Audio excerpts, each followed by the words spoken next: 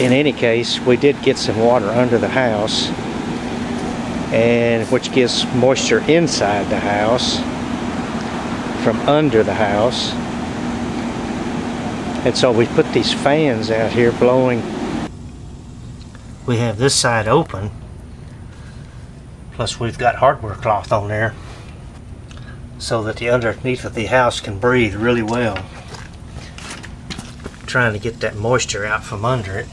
And there's one fan blowing in.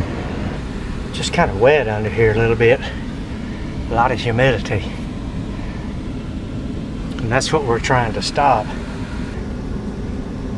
This ground is, it's not soaking wet, it's just a little wet, like the ground in a garden.